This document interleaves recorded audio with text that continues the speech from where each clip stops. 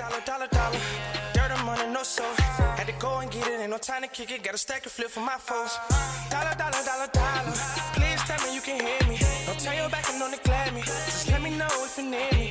Dollar. Let me watch out for my partners. Keep my money long, get my team strong. Let me run away from my problems. Yo, what's good, original crew? It's your boy DJ New Kid, your girl. Sierra Nicole. Back on the channel, man. We got another Mr. Ballen for y'all today. We got a forest so evil, it's illegal to enter. Hey, I ain't trying to. Would you ever go into like, not that it's, if it wasn't illegal, would you go if it was so evil? You know what I'm saying? No, I'm good. Like if like you hear like stories and like these little folk tales and stuff like that. No. So I'm sure everybody remember that Forrest Logan went to, right? Mm-hmm. But you know it's actually a tourist attraction. What he got in trouble for was filming there. Mm-hmm. Would you think it's crazy for some people who want to go visit that? I think it's a tourist attraction. I've seen where people like pull up and be out there like. I would. I would personally. No, I say, do you feel as though it's weird for people that want to go? Teach his own. Teach his own. All right, leave it there. Oh, so with that being said, we also the forest in Canada, and this is a certain region of Canada. I can't remember, but it was a certain exact area, and it was like above. I cannot remember. I'm not gonna butcher, but we watched the video previously with Mr. Ballen. There was a fort, and they went gold mining and along the river, and people were dying, and like that to me that's like a haunted forest. But again, I believe that it's still people living there. You know, they just cutting you off. So with that being said, before we get into it, make sure you check out the links in the description box down below. You already know where to go if you want to first support. All you gotta do is check out down below. Also, if you enjoyed today's video, liking it with a thumbs up. That's all we ask, man. Run that like button, smack it, spank the booty on it, make it strip for you.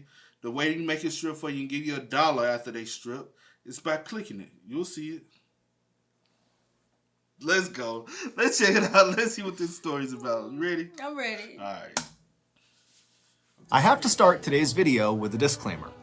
Don't go to Dudleytown, Connecticut. This is not a prank, it's not a stunt, it's not clickbait, it's the truth. I'm confident that at the end of this video, there are gonna be people that want to go. Don't do it. One, it's illegal to go to Dudleytown, it's private property. And two, as you'll see in today's video, there is a reason why people abandoned Dudleytown. It is not a safe place for people. But before we get into the story about Dudleytown, if you're a fan of the strange, dark, and mysterious delivered in story format, then you've come to the right place because that's all we do, and we upload once a week. So, if that's of interest to you, the next time the like button is playing an intense game of online FIFA, wait until they get the lead and then unplug their Wi-Fi. Also, please subscribe to our channel and turn on all notifications so you don't miss any of our weekly uploads. Okay, let's get into today's story.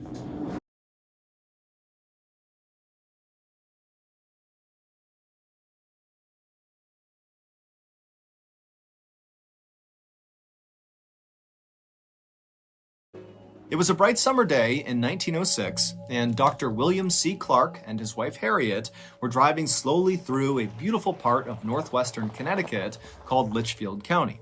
Litchfield is a rural, very hilly area with lots of winding country roads, and the Clarks were there to try to scout out an area to build their second home. The couple lived full-time in New York City, where Dr. Clark was an oncologist, which is a cancer doctor, and he was also a professor at the Columbia College of Physicians and Surgeons. And while the Clarks' lives were very exciting and fulfilling in the city, they were also very hectic and chaotic, and so the reason they had settled on Litchfield as the place to look for a location for their second home is because it was the total opposite of the city. It was quiet, it was peaceful, it was perfect. And so as this couple from New York City drove along these winding backcountry roads, they eventually reached this beautiful covered wooden bridge, and after they drove across it, they got this view up onto this mountainside off to their right, and high up on this mountain was this huge, shaded, beautiful forest. And they saw there was a road that appeared to kind of spider off and go into these woods. Now, the couple had no idea what was up there, but it was just so beautiful, and they were immediately so drawn to it that they decided they would go check it out and see if maybe there was a spot for their second home in these woods. And so Dr. Clark took the car and he went up this access road, and very quickly as they began climbing up this hillside, the road became very bumpy and overgrown. It was pretty obvious that not many cars were driving into these woods, and so before they even reached the tree line, Dr. Clark had to pull the car over and park it on the side of the road, and then he and Harriet got out, and then on foot they continued up towards the forest. And once the couple actually entered the forest, immediately the sunlight faded because the canopy over their heads was so thick, and the air became cool and refreshing. And after walking for only a couple of minutes, the forest, which at first seemed very still and quiet, suddenly became alive. They could hear birds chirping and animals running around and insects buzzing. And then up ahead, they saw there was this field off to the side of the road that was full of all these wild apple trees growing in all different directions. And as they got closer, they saw there was just a deer right in the middle of the apple trees eating apples directly off the branches. And then just past all these apple trees, the couple began passing these huge, beautiful patches of roses and lilacs and bright yellow bitter tansy flowers that lined the road. And then before long, the couple was stepping over these babbling brooks, and off in the distance, they could hear the sound of running water like fresh spring water coming down off the mountain. And then as the sun did begin to poke through the canopy above them, it almost looked like the forest was sparkling, literally. This forest was sitting on a hillside, and the hillside, which was made up of rock, had mica inside of it.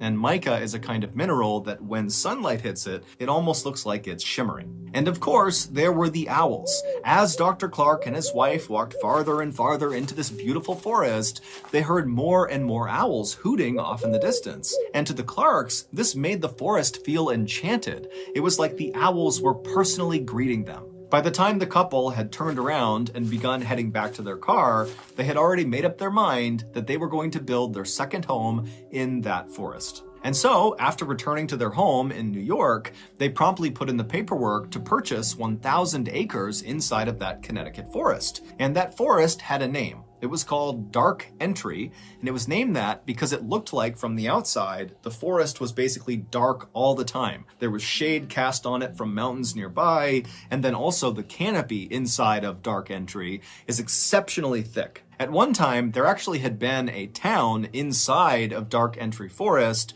However, all the people who had lived in that town were now all gone. The only remnants of this town were a couple of crumbling stone walls and a couple of home foundations that were scattered about the Dark Entry forest floor. The Clarks had seen some of these ruins as they walked along this overgrown path through the forest, but they weren't concerned. Instead, they felt like these ruins actually added some charm to the forest. After the land purchase was finalized, Dr. Clark began looking for local builders in Connecticut who could help him build this second home inside of Dark Entry Forest.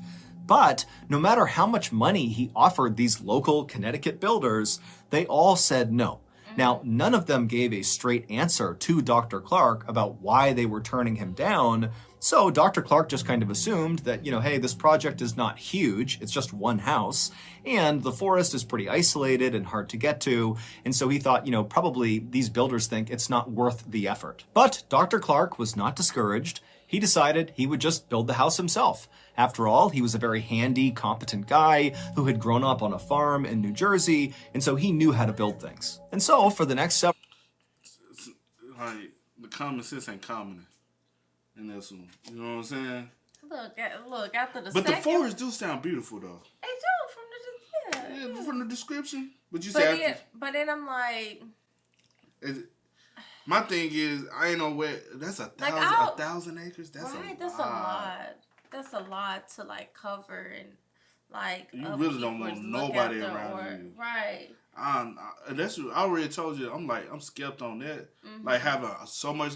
Now, I get it. Some people do that. Mm-hmm. But again, like, if you ain't got no family coming up there with you, it's like, my thing is about protection and safety. Mm-hmm. When you ain't got nobody around you like that, and somebody can easily wander off in there. I don't know, but ain't nobody gonna hear you screaming. You know what I'm saying? Like, I don't know. Especially coming out of New York, that's a complete change. Yeah, it is. I don't know. And you know, Connecticut got a lot of dark history. That one state, a lot of like New Jersey and Connecticut got a lot of darkness with it. I don't know what it is. Who had grown up on a farm in New Jersey, and so he knew how to build things. And so, for the next several months, Dr. Clark would travel from New York City to Dark Entry Forest every weekend, and he would build this home. First, he cut down this massive swath of hemlock trees on this one flat patch of his land, and then with all this lumber he had cut down, he built his rustic two-story cabin on this flat part of his land. And then nearby on this hilltop, there was a freshwater spring at the top, and so he laid piping from the spring into his cabin so they could have fresh water. And then at the bottom of this nearby hill was this brook, and Dr. Clark loved just standing and watching this brook because inside of it were all these trout that would dart all around. And so Dr. Clark built a swimming pool with beautiful mossy embankments right up against this brook so he could sit there and watch the fish. By Thanksgiving of that year, the cabin was done, and so Dr. Clark and his wife Harriet, they stayed at the cabin to celebrate the holiday. And as they were sitting in their swimming pool watching the trout and listening to the owls hoot off in the distance, they both agreed that this second home was like their little piece of heaven. So every summer from there on out, and every major holiday that they could manage it, the Clarks would travel to their home in Dark Entry Forest, and they would swim and hike and relax, and they'd watch the leaves on the mountainside turn from green to bright yellows and oranges and reds. It was perfect. That is, until 1918. That summer, the couple was in their second home in the forest when Dr. Clark was suddenly called back to New York to attend to a medical emergency. Harriet was very upset at the prospect of suddenly being left alone in this cabin in the middle of the forest by herself for who knows how many days. And so when she dropped her husband off at the nearby train platform, she made him promise that he would come back soon. And he said he would. And then Dr. See, that's the problem. Y'all shouldn't have went there in the first place. If you that scared already, I'll just go back with you. If you too scared to stay out there by yourself, you shouldn't have been out there in the first place. Like, there's no way I'm living somewhere and like definitely. I'm like, I gotta have somebody here with me at all times. Why you? I guess he was the, you know what I'm saying, the main mind behind wanted to be out there, yeah. And she just said, "Hey, you got the money, whatever." You know what I'm saying? Crazy. Train platform, she made him promise that he would come back soon, and he said he would. And then Dr. Clark got on the train, it took off, and Harriet just stood there with her arms crossed, watching it as it chugged along off into the distance. From his comfortable seat on that train, Dr. Clark had no idea that his wife was about to endure a nightmare while he was gone.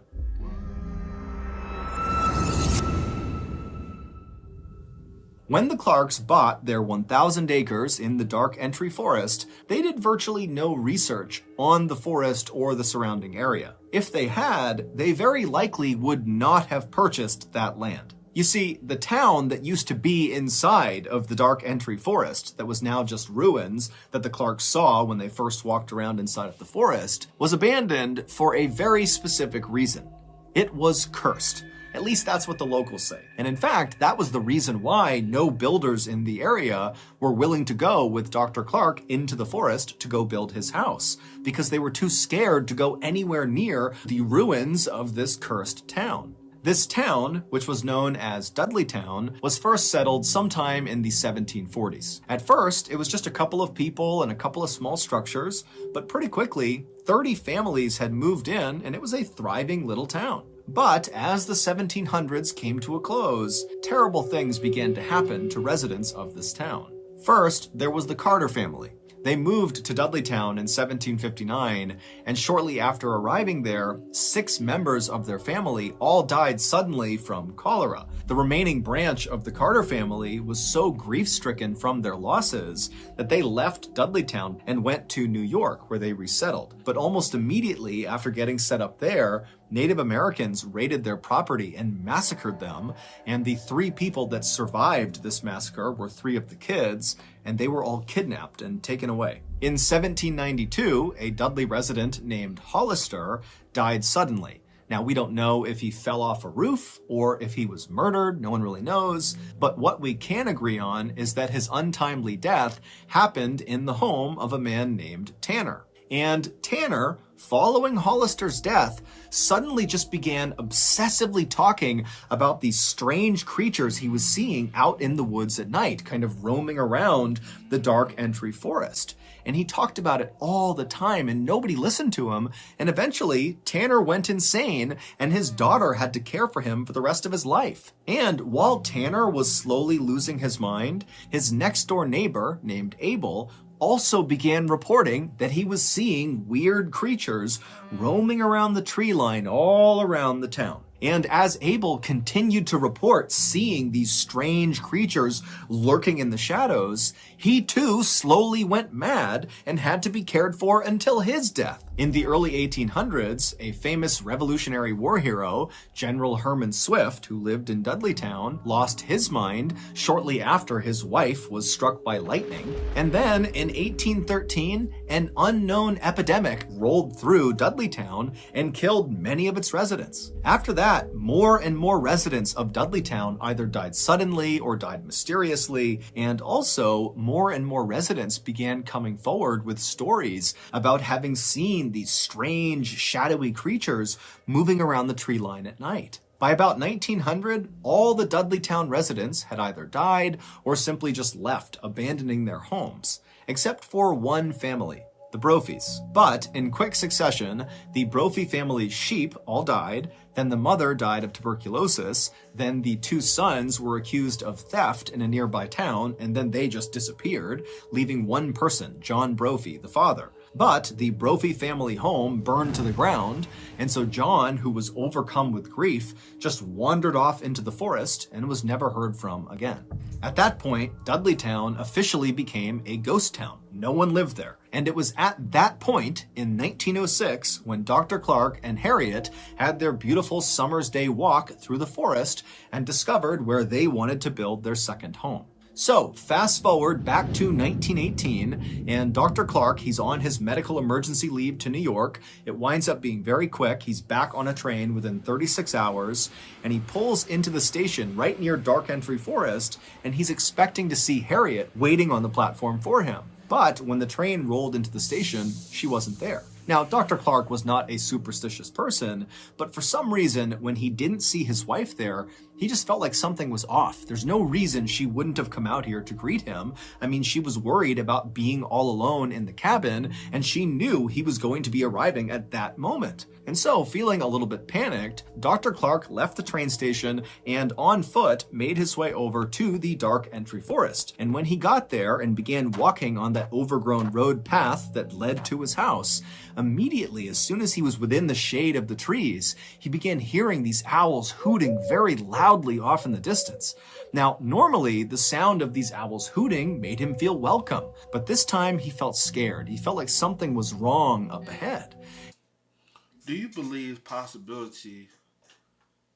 I'm not 100% sure what I'm finna ask you. I'm just trying to ask you though. There's a possibility that then it could have been the Native Americans because they're so.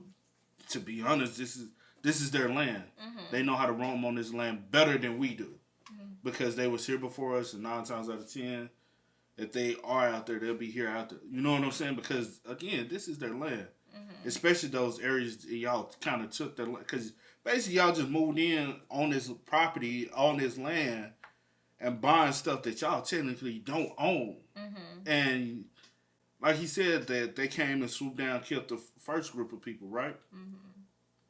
Could it be that they've been waiting to just not... You know what I'm saying? Because if you also look at the history of what y'all have done to them, people don't forget. You know what I'm saying? So, like, maybe you never know. And you never know. They might still live in the area, but live, like, in hiding. Not to be seen.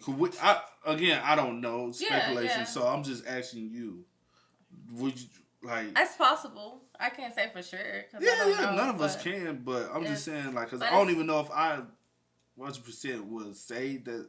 Yeah. It's just something that but came anything across is my mind. possible. Something is happening. We know something. Because someone, my thing is, it's so whatever. crazy how people will believe, oh no, man, it was a ghost that's killing them, but y'all won't believe that. You know what I'm saying? Natives could still be living there and hiding. You know what I'm saying? It's like the previous video we did. A lot of people was like, nah, it's something else. But y'all, you know what I'm saying? Y'all believe in that, but won't believe in this. So I don't know. He began jogging through the forest, and it's very dark, and all he can hear is the sound of these owls, and it's getting louder and louder and louder. And then finally, he reaches the clearing where his property is. And at this point, it's a cacophony of owls hooting practically right on top of him. And he looks up towards his house up on this hill, and he sees the front door is slightly open. And so now, with his heart racing, wondering what's going on with his wife, Dr. Clark runs up to his front porch. He gets to the door, and he flings it open the rest of the way. And then right before he stepped into his house, this sudden high-pitched noise began up on the second floor inside of his house. And it was so startling to Dr. Clark that he just froze where he was. And so suddenly it's so loud from the owls all around him and the woods behind him and whatever this noise is that he just stood there unsure what to do. And so as he's sitting there getting the courage up to go investigate his house, he realizes what this high-pitched noise is.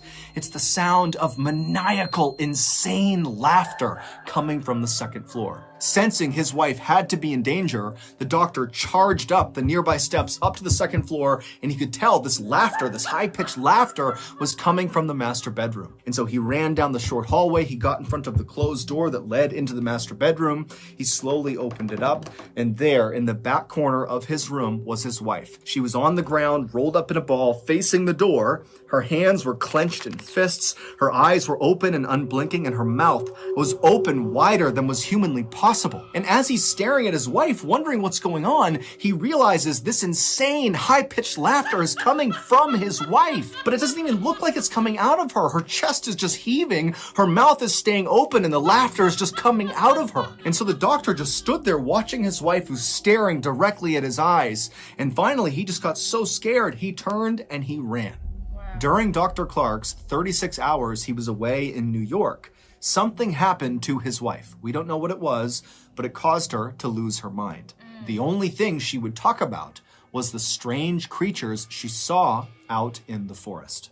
By some accounts, Harriet spent the rest of her life in a mental asylum. By other accounts, she went back with Dr. Clark to New York, where she took her life. Today, Dudleytown is not only still abandoned, but it is also illegal to visit. However, people do still sneak into Dudleytown and walk around the ruins, and many of them have reported feeling these pockets of cold air where there shouldn't be cold air, and also some others have said, as they've been walking, they've felt phantom hands slap them and push them. Some have said they've taken photographs inside of the Dark Entry Forest near Dudleytown, and they've captured strange, shadowy figures that they couldn't see with their naked eye. The famous paranormal couple, Ed and Lorraine Warren, shot a special series in the 1970s inside of the Dark Entry Forest, and they declared the area around Dudleytown was demonically possessed.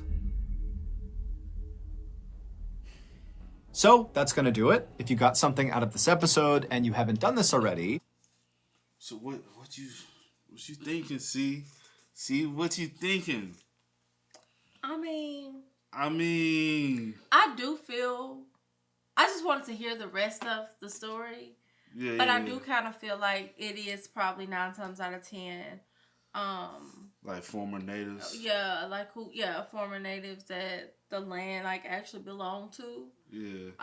And they're trying to keep y'all off the property, possibly. Possibly, or, and then I'm like, I don't know. That's kind of, and I'm wondering, like, cause now I'm thinking, I'm like, do they only like, does it only happen if you like alone, if you by yourself? Like they wait until you're isolated. Because that's the easiest way to attack someone. Yeah, though. True. But you do have some cases where things happen where everyone is in a house. It may be happening to one person or whatever, or two, whatever. Yeah. But they, sometimes it happens. Like people have told stories like multiple people are around, but it may just be happening to them. But this situation is kind of like everyone is isolated, or they're by themselves, at the time that they're witnessing these encounters. And the people that they're noticing is from a distance. It's never up close to be able to describe what they're seeing. Yeah. They just see a shadowy figure. So in a dark, far away, anybody can look spooky. Because in this situation, she was perfectly fine 36 hours ago. So we know something is happening. Something is going on. You know what I'm saying? We do know that. From what we've gathered from the story that's being told. So, and how long, because they first went up there in 1906. Right. First went up there. Not all the way to 1918 that she was alone in the house by herself. I'm like, so he never left, never went anywhere until then? Because they never bothered him while he was building, too, because he built by himself. I don't know. That's kind of... Maybe they had to prey on somebody that they realized was weaker. I don't know. If you see him building, you don't know. And I ain't gonna lie, to be real, I can see a lot of people wanting to go here. Because when you hear stories like this, you're like, ain't no way. Let me go. Let me see it for myself. Experience And these people just, exaggerating or whatever the case may be. And to be completely honest, I can see them one day going up there and bulldozing and everything off and trying to develop the land and the property. They do that everywhere else. But since it's deemed illegal or whatever, I said one day. One day they will. Because one day somebody gonna say, it's so much land here. Why not? Why not? Like, it's just, we can build a whole town. What y'all go build? A whole city can be built there. Because it's nothing but land.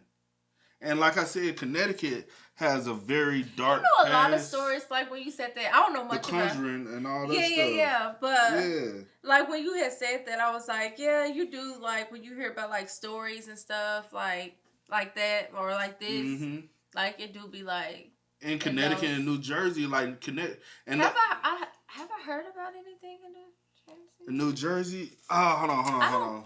Personally, you have to refresh my mind. I want to... What? Hold on, I was just trying to make sure she was from New Jersey before I speak on it. No, she was from Massachusetts. No, yes. Oh, you talking Lizzie about... I'm talking oh, yeah. I was like... that. But I want to say some... But all that up there. Well, yeah, but I just said personally, I don't know if I've heard anything. I have heard stuff in New Jersey, Massachusetts. However you pronounce it, Massachusetts, whatever. In Connecticut, Boston, for sure. Boston, But no, for real though. But I don't know. But I do, something happened. Connecticut, like, and that's the thing, it's those old development areas. Yeah. Where when they first came over here, they made sure they formulated all those areas, and it's along the... Yeah. Those are some of the most haunted... Like Salem, where's Salem Witch? I wonder. I'm going back to this story. I wonder how long was she like that? You were gone for 36 hours. Did it happen like immediately, like when she got back to the house, or a few hours later? That's Boston too. Yeah, that's what I said. A lot of stuff. I mean, not Boston, Mass. Yeah, but My bad. Anyway. You said you wonder how long has she been like that? Yeah, like I wonder how long was she like that? How long did she's been affected by it? Like just on the floor in the corner, like doing that. Like was it? I need some more information, because when he ran out of the house, was he able to go? Like, did he have to run all the way back to the town to get help, or then she just stayed there by herself? Or I need a lot more information. I was thinking that too, but I was like, I mean, I'm not gonna probably be. It was 1918. Who I'm gonna ask? And still to this day, I feel like some places just.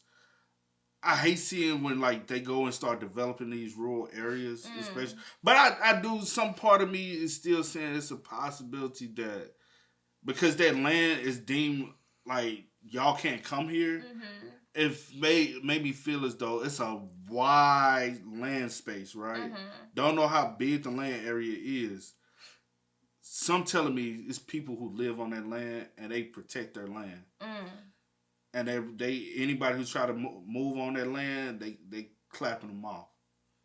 But just visiting. But this doesn't explain that though, because a lot of people, well, the ones that like, but that's what I'm saying. They like went insane. They might got scared too. Shoot, they be like, why she? You know what I'm saying? I don't know. I get what you're saying, but I'm just trying to make sense of like, because they didn't do anything like, well, physical. But she's in a corner. Yeah, that's why I was like, and they probably like, okay, we don't need to. You know what I'm saying? Like, hey, if I'm attacking you and you start acting like that, I'm gonna walk off too. No, I think it's, I don't know. No, it's all right. So with that being, say what you really feel is that I don't know. I don't know. You don't have no assumptions. No, I feel, well, the only assumption that I had, y'all, was a possession. Okay. Like, I just felt like maybe she was possessed with something. So you do believe that the land is not necessarily hunted by human form, but by spirit forms.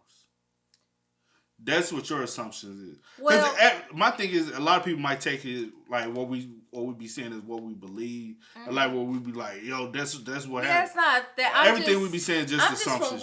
From the only thing I'm speculations. It's speculations from what I gathered from the video, because like he said, with her mouth, like it wasn't even human form. Her mouth was like, you know how like when you be seeing like stuff you like on different movies and stuff, and it be like. Ain't this like lockjaw or something like? Because you can like some people can scream so long where they dislocate their jaws, and it's like, come on now. She like you said, I do think she went mental. But if you live and like that for so long, your mouth gonna start opening wider and wider and wider. If you like, well, this is my thing. I don't know what's like if something is happening on this land. I don't know to like what degree is happening. You know what I'm saying? So within 36 hours, whatever it is, could possibly make someone go insane. And with the technology we have now, I wonder like why haven't y'all like surveyed the land and to try to see? So we got a lot of technology now that probably could give y'all like information of what's going on with this land. I wonder has anyone went recently. I know he showed the pictures, but I don't know like how when it was. They could have been in the 90s type. Yeah, or early 2000s or something like that, or whatever the case might be. Because you know when you hear stuff like this, you like we said earlier, it makes you want to like go see for yourself. Like I don't want to go see for myself. But you do have some people that like are daredevils and they don't mind. They'll go and check it out and see, and I don't know. But what you trying to look up? I'm just looking up Dudleytown. People believe Dudleytown, Connecticut is cursed. A ride to cursed. He went 6 years ago, 2016. Okay. Did you? That's a short from the same person. From the same person. Okay. You can own. So they trying to sell the ghost town. They say you can own this ghost town. So what was that? 5 years this ago. This Connecticut ghost town. This guy is in there a year ago. So people are recently going to this town.